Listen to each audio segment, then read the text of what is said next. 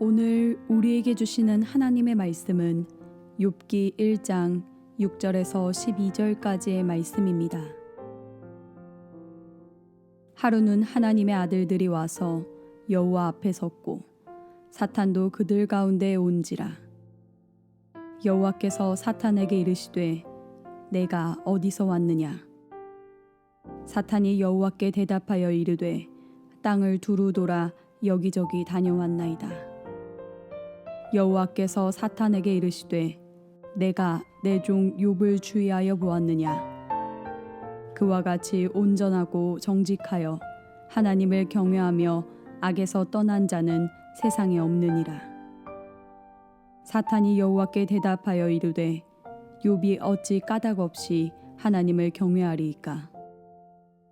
주께서 그와 그의 집과 그의 모든 소유물을 울타리로 두르심 때문이 아니니이까? 주께서 그의 손으로 하는 바를 복되게 하사 그의 소유물이 땅에 넘치게 하셨음이니이다. 이제 주의 손을 펴서 그의 모든 소유물을 치소서. 그리하시면 틀림없이 주를 향하여 욕하지 않겠나이까? 여호와께서 사탄에게 이르시되 내가 그의 소유물을 다 내 손에 맡기노라. 다만 그의 몸에는 내 손을 대지 말지니라. 사탄이 곧 여호와 앞에서 물러가니라. 이는 우리에게 주시는 하나님의 말씀입니다. 아멘. It's 13-year-old Andrew from Carlisle. Right? You sure? What's your name? Andrew. You look a little nervous. Don't be nervous, Andrew. Go out there and enjoy yourself. You going to sing for us? Yeah. It's all yours. Take it away. Best of luck. Good luck.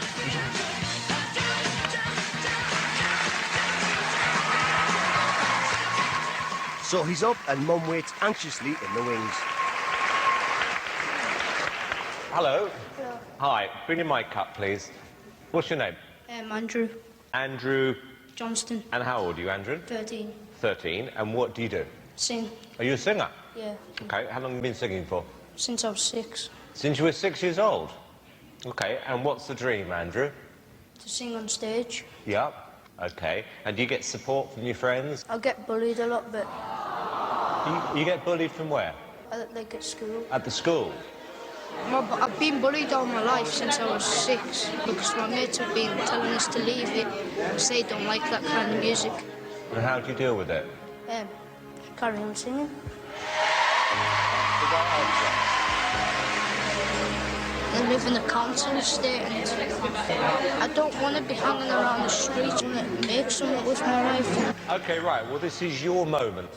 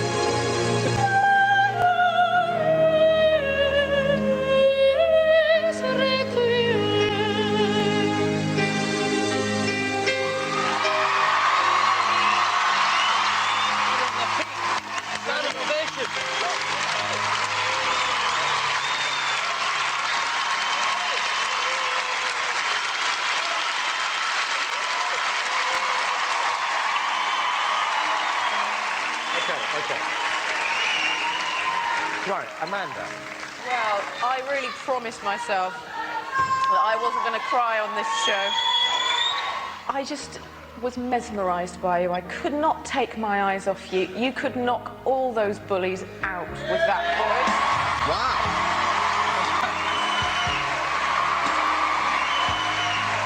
Cheers. Andrew, the thing about school bullies is that they They don't like you for one reason. You've got more talent than they could dream of ever having. Ever. Andrew, I think you're better than you think you are. But hear it from me, you are good.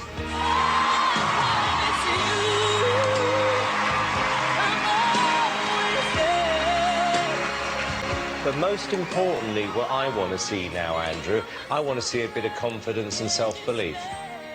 I want you to come on, if you make it through to the next round, look me in the eye and say, you know what, I can win this, because you're capable. Okay. Moment of truth. Here's yes or no. Yes. Amanda. Definitely yes. Andrew. You got 3 yeses.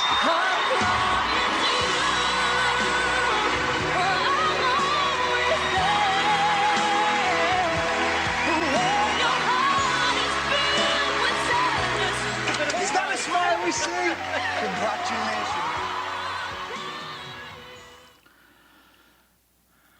예, 함께 보신 영상은 브리튼즈 가 탤런트라고 하는 프로그램에 앤드류 존스톤이라고 하는 그런 소년이 나왔던 그런 장면입니다.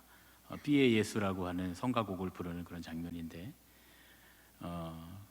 국가에서 제공하는 무상주택에 사는 가난한 소년이 다른 친구들은 다 그룹들, 걸그룹 혹은 그 보이 그룹들의 그런 댄스곡 이런 노래들을 부를 때 성가를 부른다는 이유로 어려서부터 왕따를 당했다는 거죠.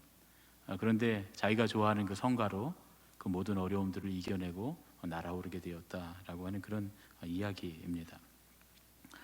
오늘은 하나님의 사람들 11번째 시간으로 시련을 넘어서라고 하는 제목으로 욥에 관한 말씀을 함께 나누려고 합니다.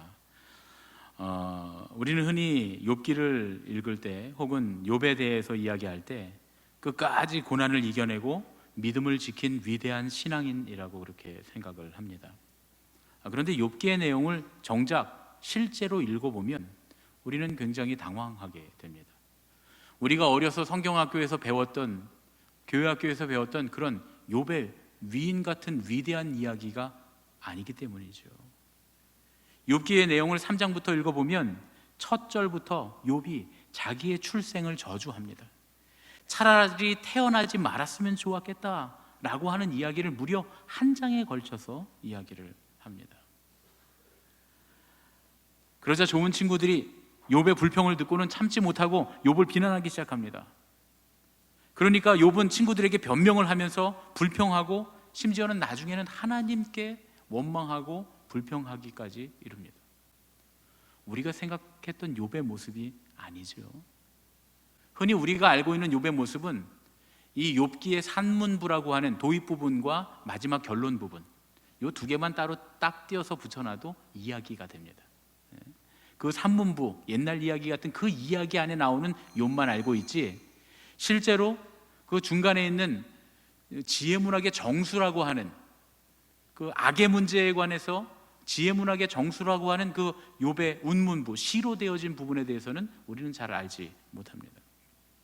그런데 그 부분을 읽어보면 욥이 우리가 생각하는 그런 위인은 아니다라는 사실을 알게 됩니다. 욥이 친구들에게 변명하면서 불평하고 하나님을 원망합니다. 그런데 가만히 생각해보면 사실 그럴 만도 했어요. 우리가 오늘 읽었던 이 본문 욥기 1장 6절부터 12절까지의 말씀을 가만히 살펴보면 정말 그럴 만도 합니다.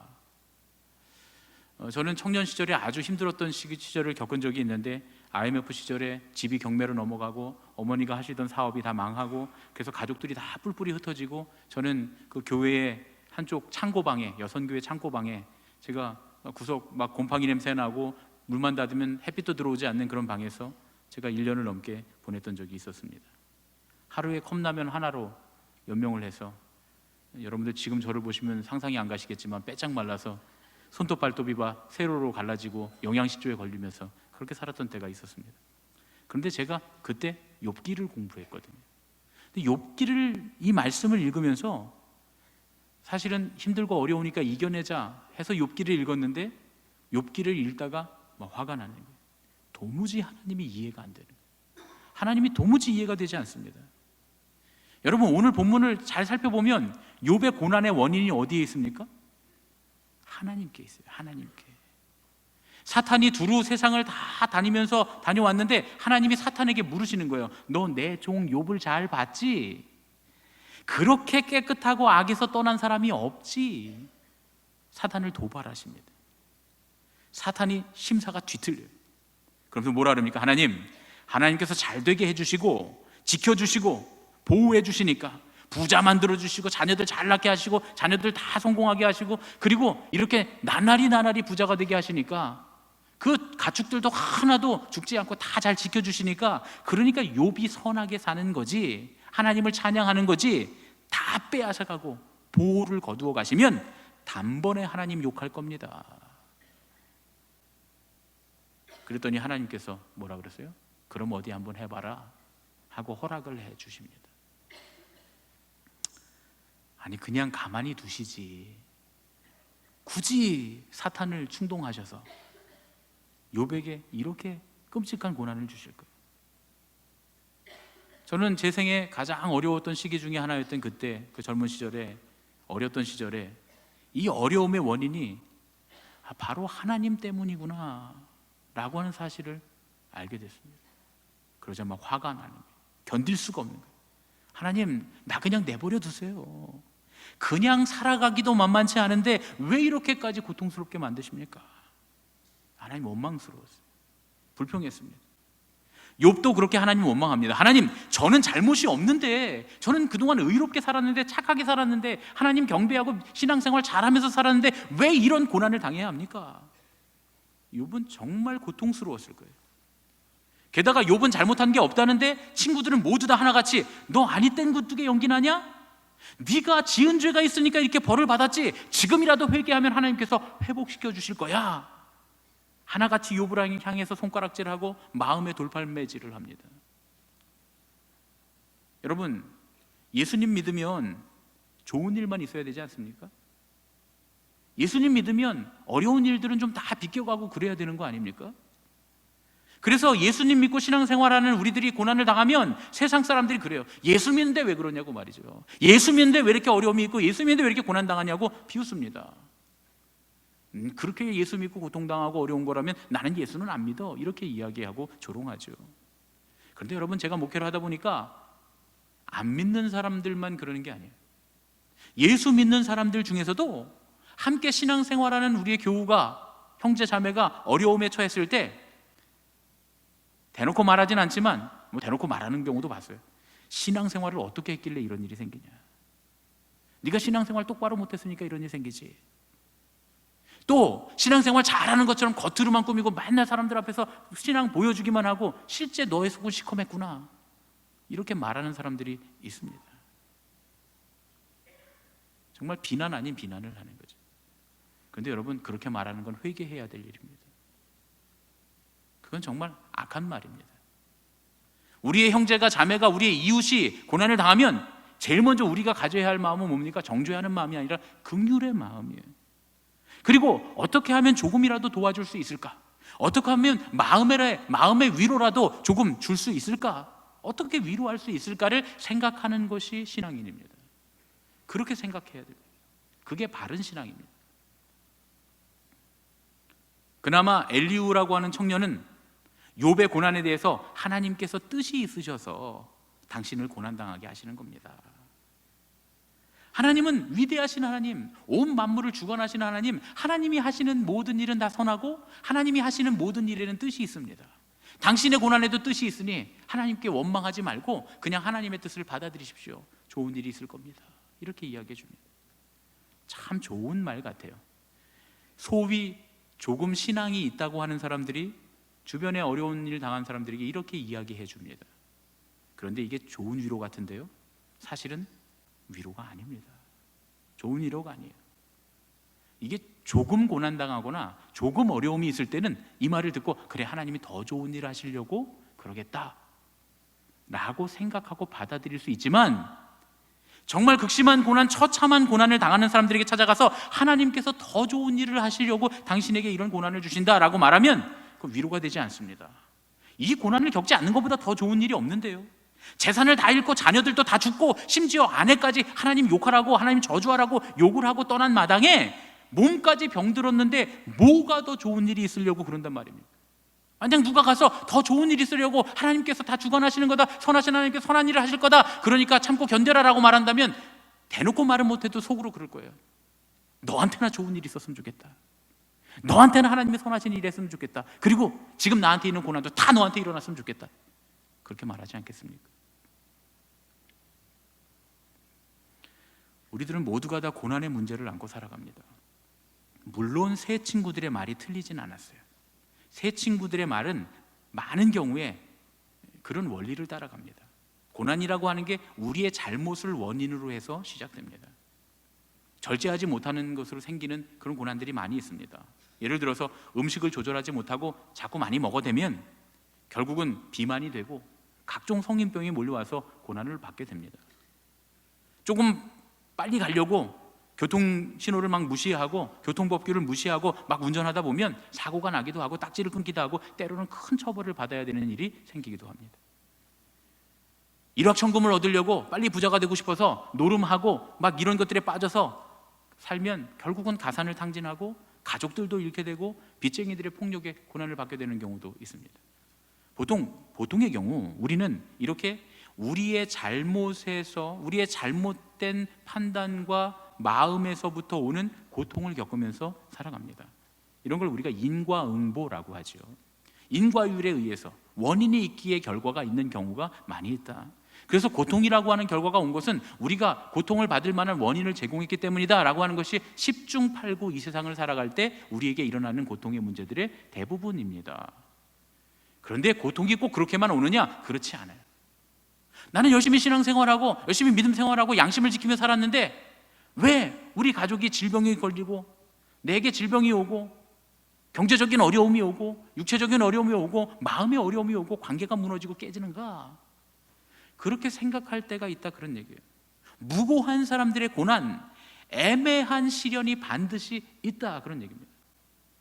예전에 그 동남아에 쓰나미가 몰려와서 많은 사람들이 죽었을 때, 우리나라 사람들도 여러 죽었죠. 그랬을 때 어떤 분들이 그런 얘기를 했어요. 성탄절에 교회 안 가고 동남아에 놀러 갔기 때문에 하나님께서 벌하신 것이다. 그런 얘기 들어보셨죠? 천벌을 받을 얘기입니다. 사실 유럽이나 미주나 이렇게 서양 사람들은 이 성탄절을 비롯한 그 연말이 휴가 기간, 방학 기간이에요. 그래서 여러분 옛날에 보면 그 뭐 나홀로 집에 이런 영화 보면 그 가족들이 다 같이 성탄절에 놀러 가잖아요, 그렇죠? 유럽으로 놀러 가지 않습니까? 다 그렇게 해요. 그러니까 성탄절 당일에 예배를 드리는 사람들은 거의 한국 사람들이에요. 전 세계에서 한국 교회를 빼면 성탄절 당일에 예배 드리는 교회가 그렇게 많지 않습니다.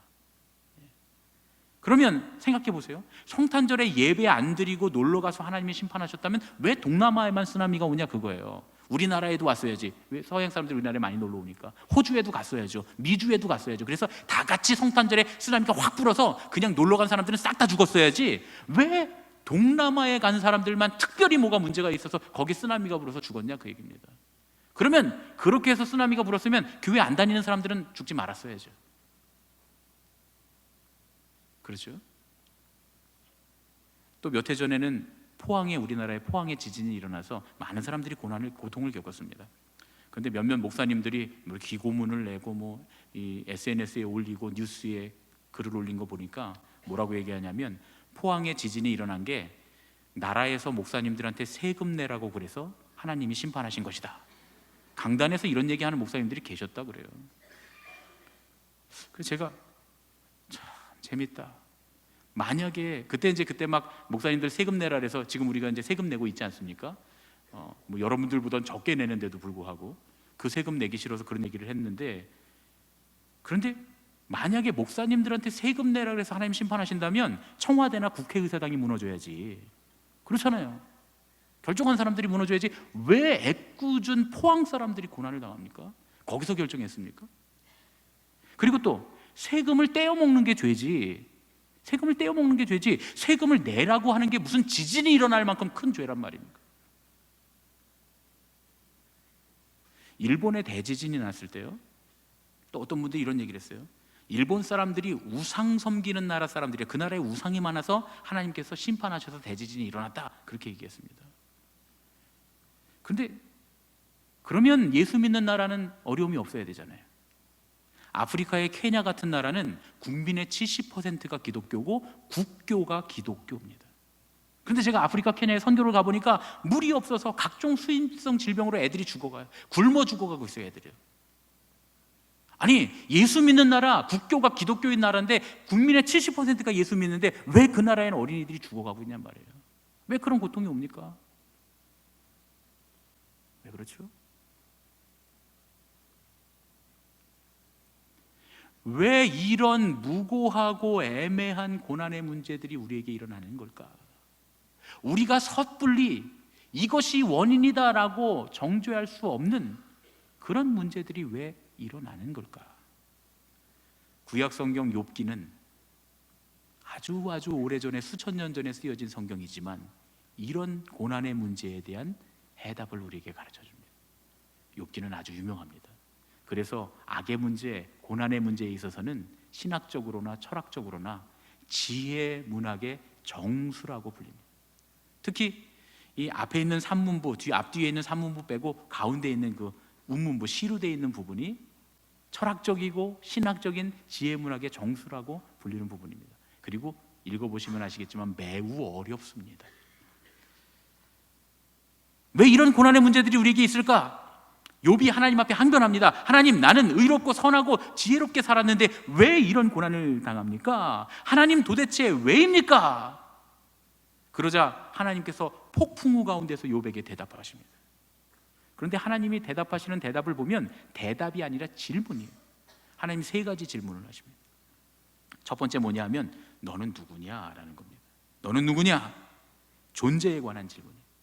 하나님께서 천지를 창조하시고 질서를 창조하시는 그때에 너는 과연 어디 있었느냐? 이 위대한 창조주 하나님 앞에서 존재로서 너는 과연 무엇이냐? 참 존재이신 하나님께서 모든 존재를 존재케 하시는, 가능하게 하셨던 그 첫 번째 원인인 존재였던 하나님께서 과연 너는 내가 창조한 이 우주 가운데 무엇이냐라고 물으십니다. 두 번째는 너는 아느냐라는 거였습니다. 너는 과연 알고 있느냐? 무엇을 알고 있느냐? 산에 뛰어다니는 작은 산염소 새끼 한 마리부터 하늘을 날아다니는 독수리까지, 들에 피는 풀 한 포기부터 모든 꽃과 나무들까지 다 아시고 그 하나하나를 다 아시고 그들을 살피시는 그 하나님 앞에 너는 과연 뭘 알고 있느냐? 이렇게 물어보십니다. 세 번째 질문은요, 너는 할 수 있느냐라는 겁니다. 육상에 뛰어다니는 거대한 동물 하마 같은 그런 거대한 동물을 강아지처럼 키우시고 바다의 그 흰수염고래 같이 커다란 괴물 같은 리오야단 같은 그런 것들을 물고기처럼 낚으시는 그 하나님 앞에서 너는 뭘 할 수 있느냐? 너는 너 스스로를 구원할 수 있느냐? 라고 하나님이 물으십니다. 이 세 가지 질문을 들은 욥이 스스로 자기의 입을 틀어막습니다. 그럴 만도 하죠. 우리는 하나님 앞에 사실 아무런 존재의 가치가 없는 사람들입니다. 하나님이 창조하신 이 큰 우주 안에 우리는 먼지만도 못한 존재입니다. 존재한다라고조차 말하기 어려운, 존재하지 않는 것 같은 존재 같지도 않은 존재다, 그런 얘기죠. 그리고 우리는 아무것도 모릅니다. 무지하기 이를 데가 없습니다. 우리가 엄청난 과학기술을 갖고 있고 엄청난 것들을 안다고 하지만 이 광활한 우주에, 심지어는 이 조그만 지구 안에 일어나는 일들, 그 모든 현상들, 원리조차 다 알지 못하고 있습니다. 그리고 우리는 우리 스스로조차 구원할 수 없는 무능력한 존재들입니다. 무언가 대단히 해놨다고, 무언가 이루었다고, 무언가 한다고 자랑하는 사람들이 있는데, 그러나 가만히 보면 나 자신 스스로조차도 구원할 수 없는, 아무것도 할 수 없는 존재들인 것이 맞습니다. 그러고 보니까 이 하나님의 대답, 이 말씀이 마치 하나님 당신의 위대함 앞에 욥을 향해 너 조용히 굴복해라 라고 말씀하시는 것 같습니다. 내가 이렇게 위대한데 하찮은 네가 어찌 따지고 드느냐 라고 말씀하시는 것 같아요. 그러면 엘리후가 했던 말이 맞아요. 하나님께서 다 계획을 갖고 계시고 위대하신 하나님께서 선하신데 하나님께서 더 좋은 일을 하시기 위해서 이렇게 하시는 건데 왜 당신이 따지냐? 따지지 말고 그냥 하나님 앞에 감사해라. 이렇게 말한 엘리후와 하나님의 대답이 다를 것이 없는 것처럼 보입니다. 여기가 어려운 거예요. 욥기에서는 이게 제일 어렵습니다. 하나님의 대답과 엘리후의 대답의 차이가 무엇인가? 굉장히 여기 어려운 부분입니다. 저도 이거 갖고 한 학기를 공부를 했는데요. 그런데 두 이야기는 전혀 다른 얘기예요. 전혀 다른 답입니다. 왜 이것이 다른 답이냐면 욥의 반응이 그것을 얘기해 줍니다. 엘리후가 이야기했을 때는 아무런 말도 하지 않던 욥이 하나님께서 대답하셨을 때 커다란 태도의 변화를 보입니다. 욥이 이렇게 고백합니다. 욥기 42장 2절부터 6절 말씀입니다. 함께 읽겠습니다. 주께서는 못하실 일이 없사오며 무슨 계획이든지 못 이루실 것이 없는 줄 아오니 무지한 말로 이치를 가리는 자가 누구니이까? 나는 깨닫지도 못한 일을 말하였고 스스로 알 수도 없고 헤아리기도 어려운 일을 말하였나이다. 내가 말하겠사오니 주는 들으시고 내가 주께 묻겠사오니 주여 내게 알게 하옵소서. 내가 주께 대하여 귀로 듣기만 하였사오나 이제는 눈으로 주를 배움나이다. 그러므로 내가 스스로 거두어드리고 티끌과 제 가운데서 회개하나이다. 욥이 뭐라고 말합니까? 스스로 나는 오히려 불필요한 존재입니다. 무지합니다. 아무것도 할 수 없는 사람입니다. 이렇게 하나님 앞에 고백하며 자기의 입을 틀어막고 자기의 주장을 거두어드립니다. 엘리후가 말할 때는 하나도 고지 들리지 않다가 하나님이 말씀하시니까 들렸을까요? 엘리후는 청년이니까 젊은 어린 청년이 이야기하는 거는 저 녀석은 저거 알지도 못하면서 얘기하는 거야 하고 무시하다가 하나님이 대답하시니까 존중하면서 그걸 받아들이게 된 걸까요? 이 부분은 참 이해하기 어려운 부분입니다. 원래 이 욥기의 운문부 시루되어 있는 이 부분이 참 철학적이고 신학적으로 어려운 부분입니다. 왜냐하면 이 엘리후가 한 이야기와 하나님이 말씀하신 그 내용의 차이가 없기 때문에 그래요. 그런데 사실 두 대답은 완전히 다른 대답입니다. 하나님이 대답하신 거의 가장 중요한 핵심을 엘리후가 말한 것 같지만 사실 하나님이 대답하신 이야기의 핵심은 다른 데 있기 때문입니다. 하나님은 스스로 당신의 위대하심을 드러냈어요. 그런데 그러면서도 하나님 하시는 말씀이 뭐예요? 세심하게 내가 세상을 창조했고 세심하게 세상을 다스리신다는 거예요. 불 한 포기, 저 뛰어다니는 짐승 하나, 하늘의 공중에 나는 새 한 마리 다 내가 알고 있고 내가 그들을 보살피고 있다. 욥은 하나님 앞에 아무런 존재도 아닌데 존재도 아닌 티끌과 같은 욥이 하나님께 물었더니 하나님이 대답하십니다. 다시 말하면 무슨 얘기예요? 그 질문에 대답해 주신다는 것이 그를 존재로 인정하셨다는 거예요. 또 욥이 하나님 앞에 난 아무것도 모릅니다. 하나님 내게 알게 하십시오. 대답해 주십시오. 응답해 주십시오. 무슨 얘기입니까? 하나님이 자기를 가르쳐 주실 것이다 라고 하는 확신을 하나님 말씀하시는 말씀 가운데 응답으로 받았다, 그런 얘기죠. 하나님 제 가운데 내가 회개합니다. 무슨 얘기입니까? 하나님 나를 구원해 주십시오. 내가 나의 이 모든 주장을 돌이키고 나의 모든 태도를 돌이키고 하나님을 향해 가겠습니다. 하나님 나를 고쳐주시고 구원해 주십시오. 하나님이 응답하시는 가운데 하나님께서 나를 구원하시리라 라고 하는 사실을 깨닫게 되었다는 얘기죠. 그러니까 욥이 회개했겠죠.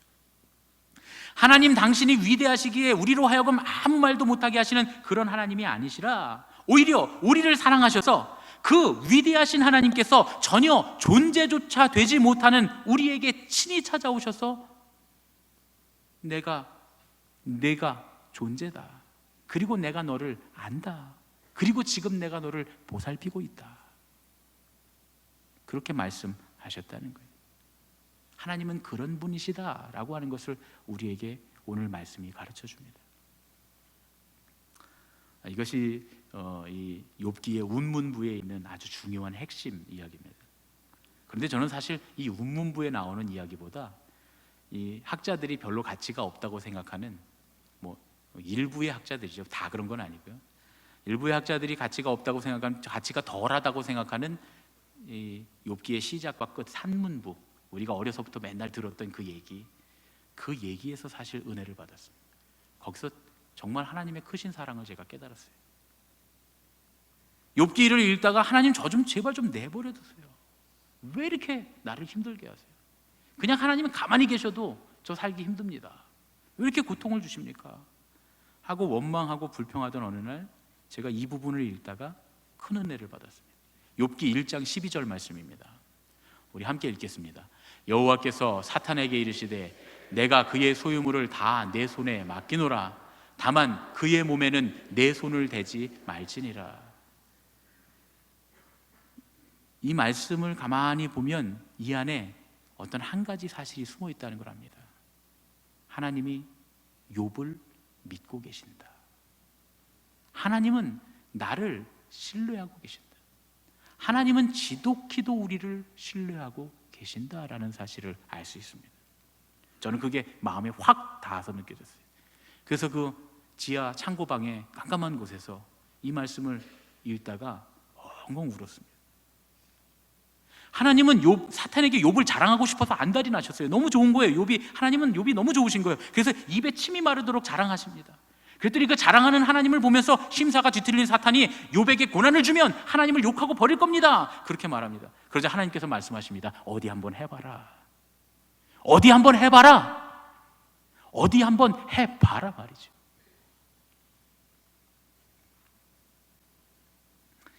저는 그 제 인생에 감당할 수 없는 시련이 닥쳐올 때, 참 힘든 일이 있을 때 기도실에 앉아서 기도하다가 가끔 그렇게 기도할 때가 있어요.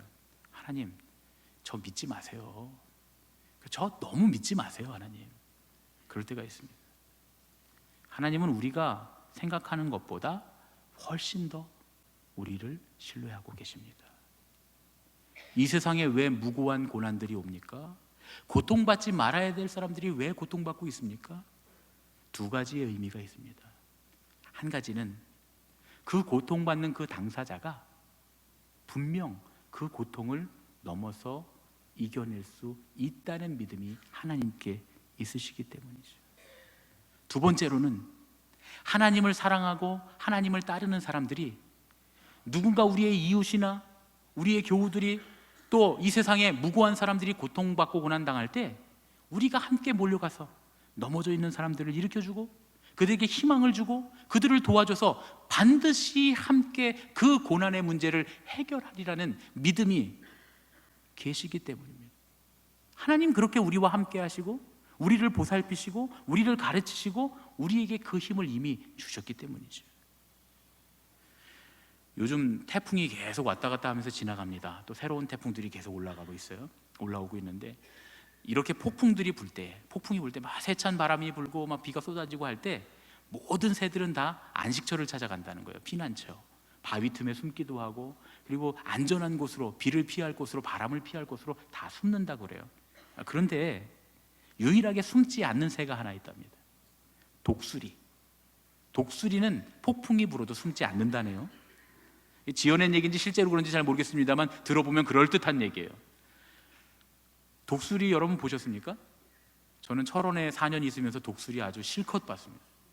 그 철원에 어느 식당이 하나 있는데 그 식당 고깃집인데 그 식당에 가면 그 1월 달에 눈 덮인 1월 달에 그 독수리들이 새까맣게 날아와서 그 앞에 논에 앉습니다. 왜냐하면 그 식당에서 그 고기 부산물들 버리는 그 기름 덩어리 같은 거 이렇게 버리면 독수리들이 와서 이제 그걸 먹는 거죠. 근데 독수리가 처음에 볼 때는 그렇게 커 보이지 않습니다. 그냥 조그만 어린아이 하나 이렇게 앉아 있는 것 같아요.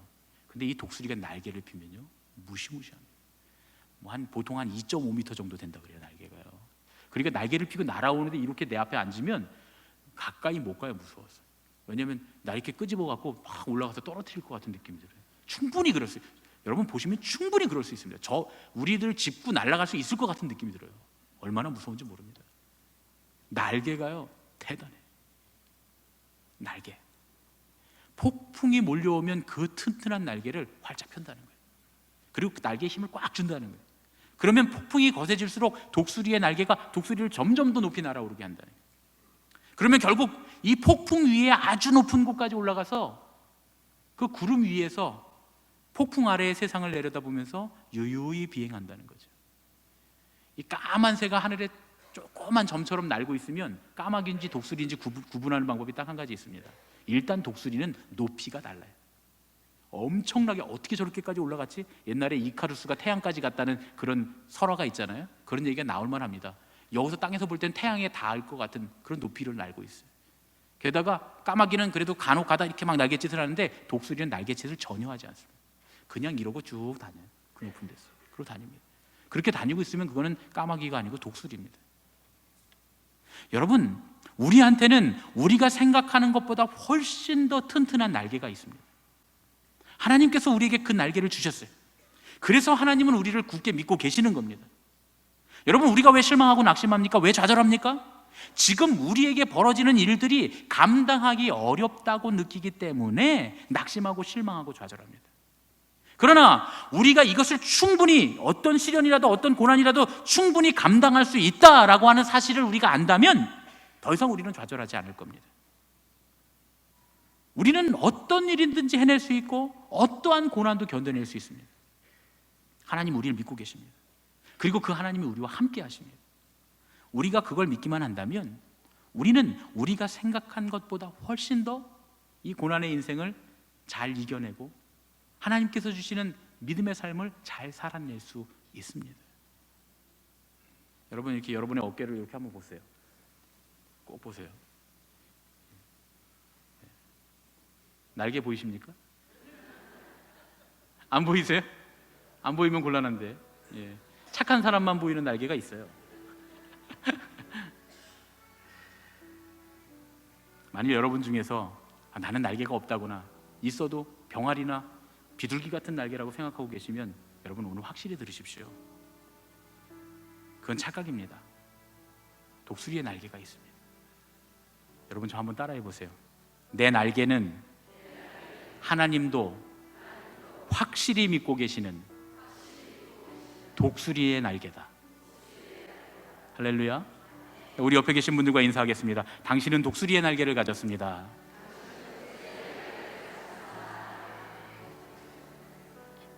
할렐루야. 우리는 우리 인생에 폭풍이 온다고 실망합니다. 비가 내린다고 낙심합니다. 폭풍이 오는데 바람을 막을 벽이 없어요. 폭우가 쏟아지는데 이 비를 막아줄 지붕이 없어요. 그러면서 우리는 원망하고 실망하고 낙심합니다. 그런데 여러분, 우리에게는 담벼락이 없어도, 지붕이 없어도, 바람을 막아줄 담벼락이 없고 비를 막아줄 지붕이 없어도 이미 하나님이 다 주셨어요. 날개가 있잖아요. 구름 위로 날아오를 수 있는 날개가 있잖아요. 하나님은 이미 다 주셨습니다. 어떤 폭풍이 불고 어떤 세찬 비가 쏟아지더라도 유유히 그 구름 위를 비행할 수 있는 튼튼한 독수리의 날개를 주님 우리에게 주셨습니다. 그리고 주님 우리와 함께 하십니다. 그러니까 나는 어떠한 고난이 내게 몰려와도 이겨낼 수 있습니다.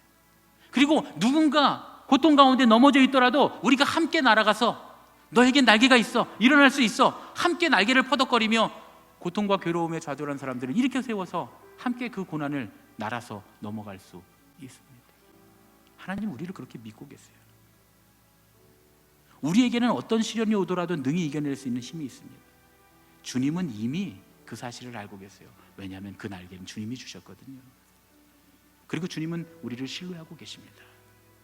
주님께서 우리를 믿으시니 나도 할 수 있고 그 사람도 할 수 있다는 그 믿음을 갖는 저와 여러분이 되시기를 예수님의 이름으로 축원합니다. 이 시간 우리 내 삶의 이유를 함께 찬양하고 기도하고 봉헌하겠습니다.